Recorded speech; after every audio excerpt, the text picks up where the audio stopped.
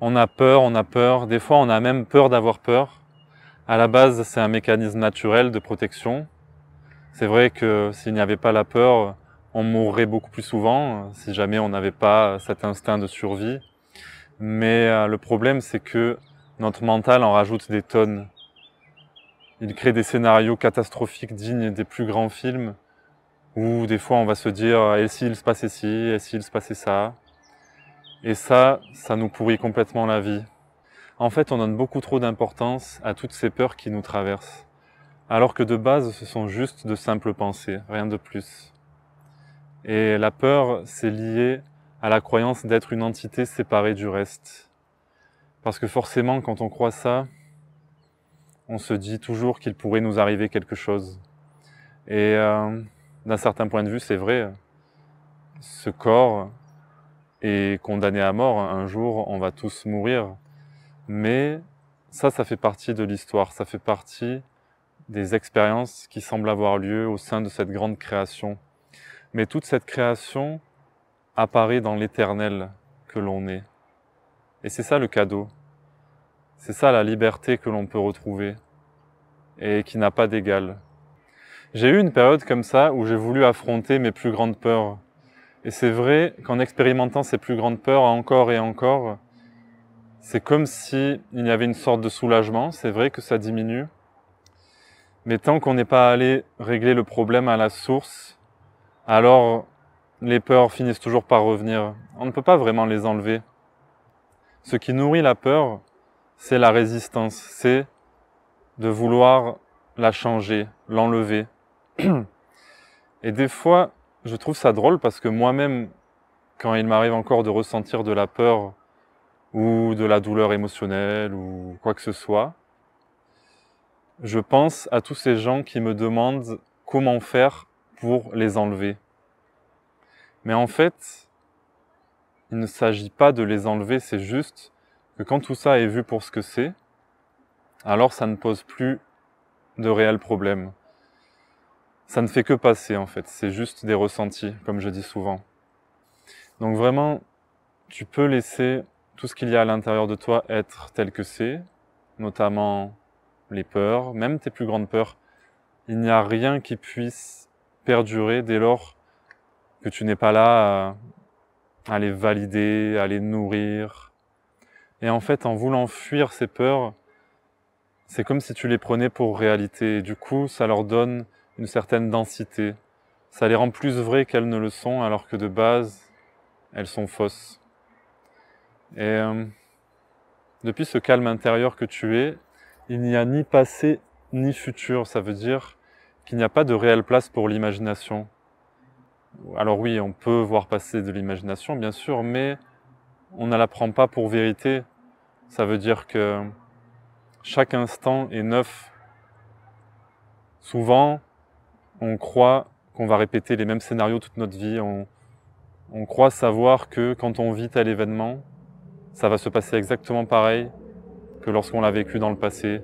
Ou alors, on va avoir peur du futur, peur de l'inconnu. Alors qu'en fait, on n'en sait rien. Il n'y a que maintenant. Et chaque instant est complètement nouveau. Et depuis cette présence, tout est possible. Et la peur, ça peut brouiller les pistes parce que des fois, tu sens que tu dois prendre une certaine direction ou que tu dois faire quelque chose en particulier. Et là, il y a toutes ces peurs qui viennent parasiter tout ça et c'est ça qui crée le doute. Est-ce que je devrais faire ci? Est-ce que je devrais faire ça? Je sais plus trop. Qu'est-ce que je sens?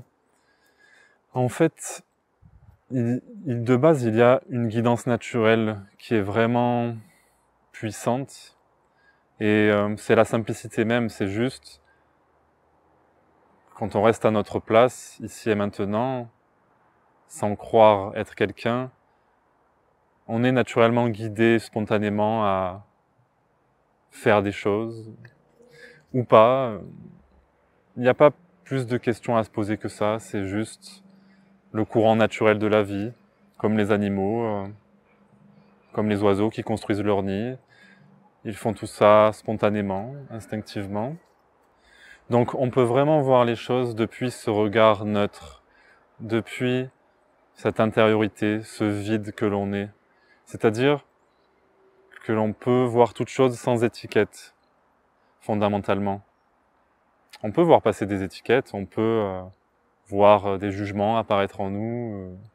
De toute façon, c'est la nature du mental d'être duel, et donc ça ne s'arrêtera pas, mais juste, quand on est pleinement ici et maintenant, il n'y a pas tout ça au fond.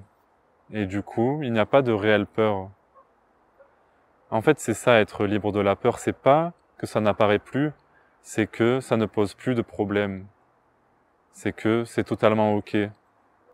Pour que la peur pose un problème, il faut qu'il y ait quelqu'un qui considère pouvoir avoir un problème.